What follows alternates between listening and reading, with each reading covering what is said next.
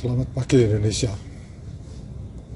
Selamat bertemu kembali dalam diskusi kita kali ini dengan mengambil judul atau topik mengenai korupsi minyak goreng. Nah, kenapa kelompok kita tertarik? Karena ada sesuatu yang lagi nggak tahu ya, viral atau istilahnya. Ini yang saya dapat dari Jawa Pos. Ya. Erlangga diperiksa Kejaksaan Agung 12 jam. Ya, ini sangat menarik kelompok kita. Seperti unggahan kita yang lalu adalah berdiskusi mengenai polemik yang terjadi di Golkar. Ya. Salah satunya adalah ingin mengganti ketua umum mereka, Bapak Erlangga Hartarto. Nah, sedang viralnya atau sedang munculnya masalah Golkar tersebut, loh kok ini ada Erlangga Hartarto dipanggil oleh Kejaksaan Agung. Pemanggilan Pak Erlangga oleh Kejaksaan Agung menarik perhatian kelompok kami. Ya. Kelompok kami mulai memperhatikan dan berpikir mengenai korupsi minyak goreng itu cukup serius. Ya. Karena pada saat yang lalu kita pernah menonton gitu ya. Tapi pada waktu itu kita belum mulai diskusi mengenai pemilu ini ya. Sehingga pada waktu kita mulai memutuskan untuk lebih mengerti tentang pemilihan umum ini, muncullah masalah-masalah ini. Yang tadinya masalah minyak goreng itu kita anggap biasa ya. Wah, memang begitulah. Namanya korupsi ya sudah, seperti misalnya harga minyak goreng naik, nah, kita sebagai rakyat kecil ya usaha-usaha bagaimana caranya kita mengatasi semua itu dengan cara kita sendiri. Nah, kemudian harga telur naik, sembako naik, ya sudah kita menyerah aja. Tetapi ini muncul karena itu tadi, Golkar lagi rame-rame, kok sekarang Erlangga Hartarto dipanggil. Nah, kami awali diskusi ini dengan memperhatikan sejumlah raport merah Muhammad Lutfi. Nah, pada waktu itu dia adalah Menteri Perdagangan. Ya, mengapa kita mulai di situ? Karena terjadinya kelangkaan minyak goreng itu adalah pada waktu beliaunya menjadi Menteri Perdagangan. Raport Lutfi yang pertama, Muhammad Lutfi dinilai tidak mampu mengendalikan harga minyak goreng yang sejak tahun 2021 harganya terus meroket. Jadi ini berita yang lalu ya, yang tadinya kita tonton sepintas di televisi atau mungkin di media sosial. Nah, sekarang kita lebih serius memperhatikannya karena berhubungan dengan yang saya katakan tadi. Selama kepemimpinannya, dia tidak mampu mengendalikan harga minyak goreng dan tunduk pada kekuatan perusahaan yang mengendalikan pasar. Ya. Meskipun beliaunya itu sudah bereksperimen dengan aneka kebijakan. Ya. Misalnya melarang ekspor crude palm oil atau CPO. Ya. Juga tidak efektif, bahkan berujung pada jatuhnya harga tandan buah sawit. Yaitu TBS itu istilahnya di level petani. Raport kedua adalah pengawasan internal yang lemah. Tertangkapnya Dirjen Perdagangan Luar Negeri terkait izin ekspor CPO membuat integritas Kementerian Perdagangan dipertanyakan. Itu nanti ada di dalam video pertama kita ya, yang sudah saya rekam supaya jelas. Kemudian yang ketiga adalah kinerja neraca perdagangan yang dinilai kurang. Sebenarnya kinerja neraca perdagangan itu mencatatkan surplus pada waktu itu katanya ya, hanya saja masih didominasi oleh faktor eksternal, yakni boom harga komoditas dan bukan kinerja ekspor manufaktur yang bernilai tambah. Sebagaimana diketahui, negara mengalami kerugian keuangan sebesar 6,47 triliun. Korupsi minyak goreng negara dirugikan sebesar itu. Nah, sekarang yang dipanggil Kejaksaan Agung adalah Pak Airlangga Hartarto, Menko Perekonomian. Kita berpikir apa hubungannya ya? Kok seperti yang merembet kemana-mana.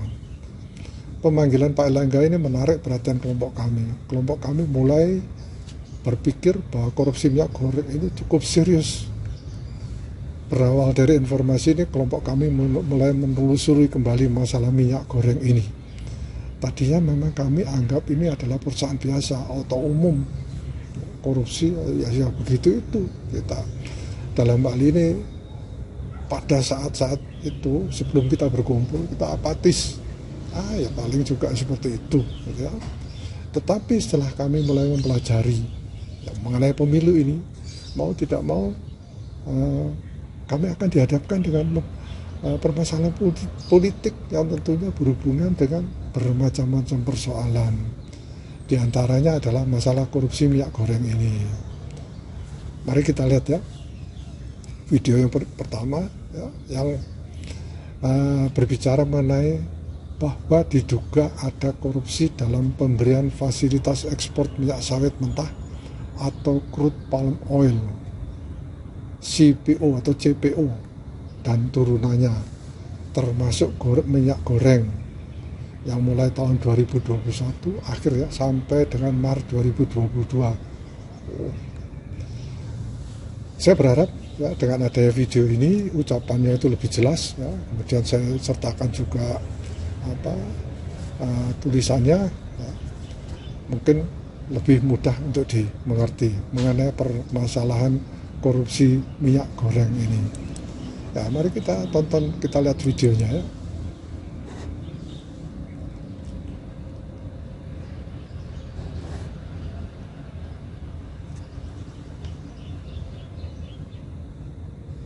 Masyarakat sempat terkejut karena ada dugaan korupsi minyak goreng dan ada 5 tersangka yang terlibat. Yang mengungkap praktik dugaan korupsi ini adalah Direktorat Penyidikan Jaksa Agung Muda Bidang Tindak Pidana Khusus Kejaksaan Agung. Dikatakan bahwa diduga ada korupsi dalam pemberian fasilitas ekspor minyak sawit mentah atau crude palm oil, CPO, dan turunannya, termasuk minyak goreng mulai tahun 2021 sampai dengan bulan Maret 2022. Masalah ini terungkap karena adanya kesulitan masyarakat akibat kelangkaan persediaan dan lonjakan harga minyak goreng. Dewan Perwakilan Rakyat, DPR, meminta penjelasan tentang persoalan ini kepada Muhammad Lutfi sebagai Menteri Perdagangan. Dalam rapat dengar pendapat dengan Komisi 6 DPR, Lutfi sempat menyampaikan persoalan kelangkaan minyak goreng sudah diusut oleh Polri. Lutfi juga mengatakan bahwa sudah ada pihak yang akan ditetapkan sebagai tersangka. Lutfi juga mengatakan bahwa ia mendapatkan informasi ini dari Direktur Jenderal Perdagangan Luar Negeri Kementerian Perdagangan, Indrasari Wisnuwardana. Akan tetapi, setelah beberapa pekan berlalu ternyata Polri tak kunjung menetapkan tersangka. Sehingga akhirnya pada tanggal 19 April 2022, Jaksa Agung ST Burhanuddin menyampaikan hasil penyidikan mereka, bahwa Jampitsus menetapkan 4 tersangka dalam kasus dugaan korupsi dalam pemberian fasilitas ekspor minyak sawit mentah CPO dan turunannya. Dari 4 tersangka tersebut ternyata, Sang Dirjen, yakni Indrasari Wisnuwardana adalah salah satu orang yang ditetapkan sebagai tersangka. Banyak kalangan terkejut dan tak menyangka bahwa pejabat Kemendak juga terlibat dalam kasus itu. Kemudian tersangka lainnya adalah Stanley M.A. yang merupakan Senior Manager Corporate Affairs Permata Hijau Group. Selanjutnya yang juga menjadi tersangka adalah Master Parulian Tumanggor yang merupakan Komisaris PT Wilmar Nabati Indonesia, dan yang juga terlibat adalah Picara Togar Sitanggang selaku General Manager Bagian General Affairs PT Musim Mas. Setelah beberapa waktu, Kejagung juga menetapkan Lin Cewei atau Wei Binanto Halinjati sebagai tersangka dalam kasus ini. Seperti diberitakan sebelumnya, Indonesia sempat mengalami kelangkaan dan kenaikan harga minyak goreng di pasar sejak akhir 2021 hingga Maret 2022. Untuk mengatasi permasalahan itu, pemerintah melalui Kemendak mengambil kebijakan untuk menetapkan Domestic Market Obligation (DMO) dan Domestic Price Obligation (DPO) bagi perusahaan yang ingin melaksanakan ekspor CPO dan produk turunannya. Harga eceran tertinggi, HET, minyak goreng sawit juga ditetapkan oleh pemerintah. Burhanuddin mengatakan bahwa Indasari menerbitkan persetujuan ekspor CPO dan produk turunannya yang diduga adanya perbuatan melawan hukum. Perusahaan yang mendapatkan persetujuan tersebut adalah perusahaan Permata Hijau Group, Wilmar Nabati Indonesia, dan PT Musim Mas. Sedangkan, sebenarnya ketiga perusahaan itu tidak memenuhi persyaratan karena belum memenuhi kewajiban DPO. Terkait kasus korupsi minyak goreng, dalam pelaksanaannya, perusahaan eksportir tidak memenuhi Domestic Price Obligation, DPO, namun mereka tetap mendapatkan persetujuan ekspor dari pemerintah. Selain itu, Lin Che-wei diduga telah berkomplot dengan Indasari untuk mengkondisikan perusahaan yang akan mendapatkan izin ekspor CPO dan turunannya. Tersangka dalam perkara ini diduga bersama-sama dengan Indasari selaku Dirjen Perdagangan Luar Negeri, Kementerian Perdagangan, telah mengkondisikan produsen CPO untuk mendapatkan izin persetujuan ekspor CPO dan turunnya secara melawan hukum, padahal ketentuannya adalah wajib memenuhi DMO, Domestic Market Obligation, sebesar 20%. Lin Che-wei kerap dilibatkan oleh Kemendak terkait rapat penting mengenai CPO. Sebenarnya, Lin Che-wei adalah hanya sebagai konsultan dan tidak memiliki jabatan struktural di Kemendak. Penyidik Kejaksaan tengah mendalami peranan Lin Che-wei di Kemendak sehingga dapat terlibat berperan dalam pengambilan kebijakan. Kami tidak tahu apa statusnya di Kemendak. Dia selalu dilibatkan dalam setiap ada rapat penting CPO.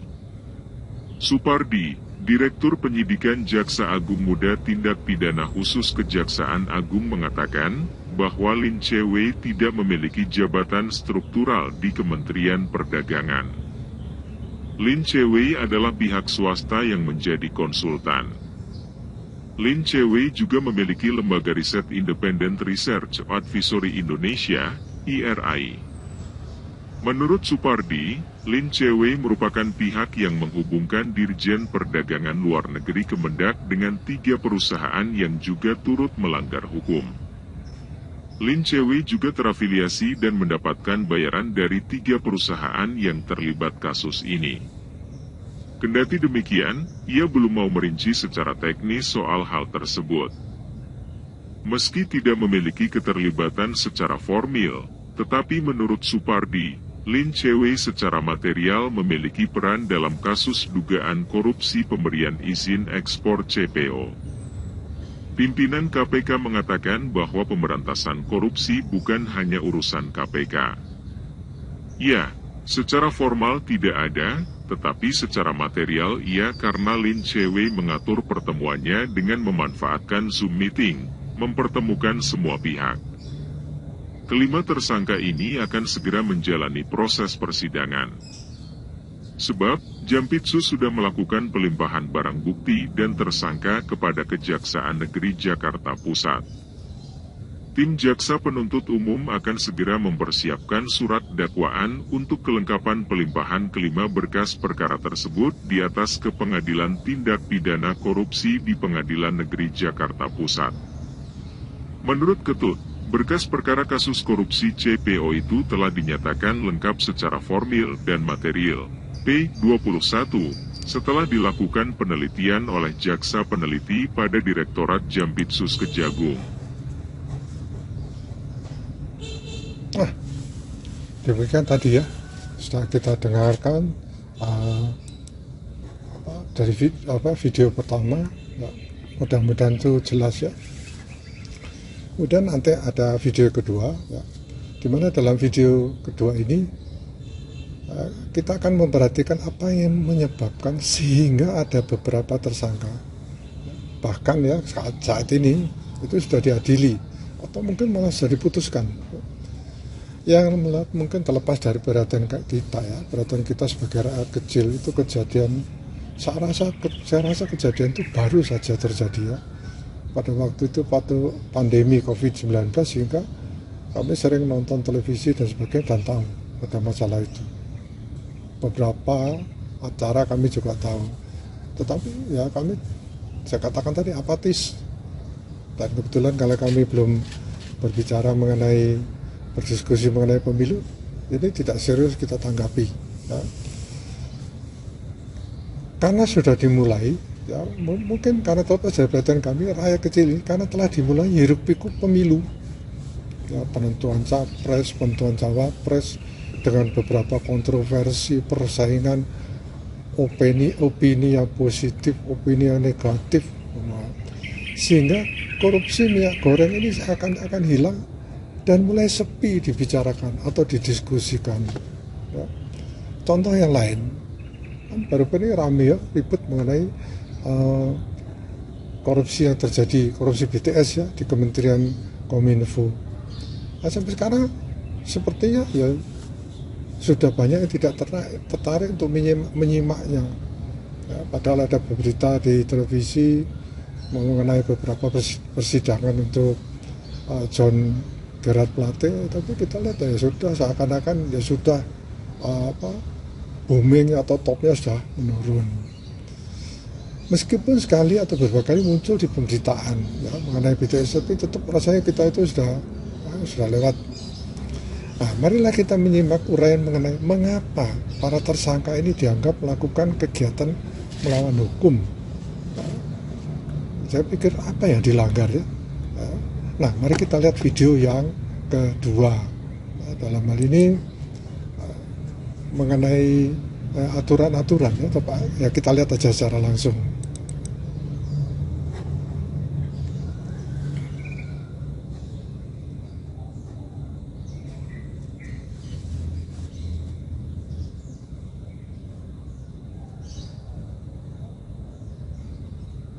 Larangan sementara ekspor minyak goreng dan bahan bakunya sudah dicabut oleh Presiden Joko Widodo.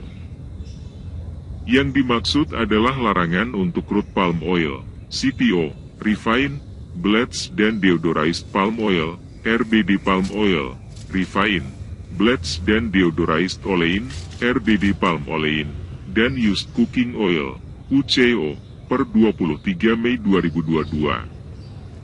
Yang perlu diperhatikan adalah syarat yang harus dipenuhi oleh para eksportir jika ingin bisa melakukan ekspor kembali.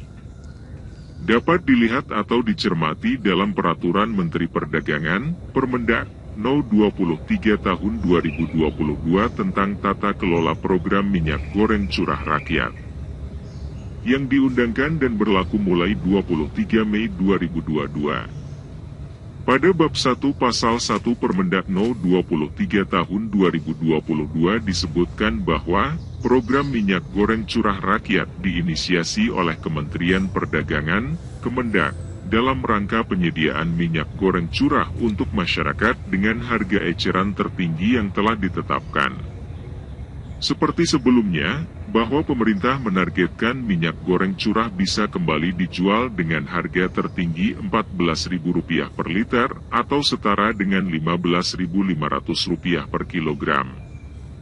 Di dalam bab 3 bagian ke-1 pasal 5 ayat 1 ditetapkan bahwa produsen CPO dan atau eksportir CPO, RBD palm oil, RBD palm olein, dan UCO wajib mengikuti program minyak goreng curah rakyat dengan cara mendaftar usahanya melalui Simirah dan melampirkan estimasi produksi CPO, rencana bulanan pasokan CPO kepada produsen minyak goreng, dan perjanjian kerja sama dengan produsen minyak goreng. Simirah, Sistem Informasi Minyak Goreng Curah, adalah sistem teknologi digital dalam pengelolaan dan pengawasan distribusi minyak goreng sawit curah. Dalam pasal 5 ayat 3 Yang dimaksudkan dengan eksportir pada ayat 1 adalah mereka yang tidak terdaftar dalam program MGCR, minyak goreng curah rakyat, tidak akan diberikan persetujuan ekspor. Selain eksportir atau produsen CPO, ketentuan dalam Permendak tersebut juga wajib dipenuhi oleh produsen minyak goreng. Pelaporan data yang dilakukan, baik oleh eksportir maupun produsen CPO dan produsen minyak goreng akan menjadi dasar penetapan kebutuhan CPO yang harus dipenuhi oleh produsen CPO. Di mana, untuk distribusi CPO kebutuhan program minyak goreng curah rakyat yang dipetakan berdasarkan produksi seluruh produsen dan dilaksanakan dengan menetapkan Domestic Market Obligation, DMO, dan Domestic Price Obligation, DPO. Pada pasal 9 ditetapkan bahwa DMO adalah sebagai dasar pertimbangan kapasitas terpasang pabrik dan diperhitungkan untuk menyesuaikan kebutuhan CPO untuk minyak goreng. Sedangkan, DPO ditentukan sebagai dasar mempertimbangkan HET dikurangi biaya produksi, biaya distribusi, dan marin. Direktur Jenderal Perdagangan Dalam Negeri Kemendak atas nama Menteri Perdagangan, Mendak, yang menetapkan DMO dan DPO. Selanjutnya dalam pasal 11 menyatakan bahwa produsen CPO wajib memenuhi kebutuhan program minyak goreng curah rakyat dan realisasinya dilaporkan melalui SIMIRAH. Pasal 12 berisi aturan bahwa pemenuhan DMO akan divalidasi oleh tim yang dikoordinasikan Kemendak. Hasil valuasi ini akan dipakai sebagai dasar persetujuan ekspor komoditas CPO melalui SINSW dengan ketentuan yang disesuaikan dengan peraturan perundang-undangan. Dalam pasal 12 ayat 7, hasil validasi ini juga dipakai sebagai dasar penetapan besaran volume untuk pemberian persetujuan ekspor dan rasio pengalinya. Dalam ayat 8, ditetapkan bahwa petunjuk teknis penetapan rasio ditetapkan oleh Direktur Jenderal yang membidangi perdagangan luar negeri. Sebelumnya, Mendak Muhammad Lutfi juga telah menerbitkan ketentuan baru yang mencabut larangan sementara ekspor minyak goreng dan bahan bakunya. Dengan menerbitkan Permendak Nomor 30 Tahun 2022 tentang ketentuan ekspor crude palm oil, refined, bleached dan deodorized palm oil, refined, bleached dan deodorized olein, dan used cooking oil. Jadi kita sudah lihat videonya. Mudah-mudahan ini bisa informasi ini bisa membuka ini kita kira-kira apa yang terjadi. Itu tadi adalah beberapa informasi yang didapatkan dari kelompok kami, teman-teman mengumpulkan, kemudian kita diskusikan, kita tentukan apa yang akan kita unggah. Mudah-mudahan informasi ini bisa menjadi acuan ya, untuk pegangan pada waktu kita semua melaksanakan pemilu 2024. Saya kira demikian ya. Terima kasih. Selamat pagi Indonesia.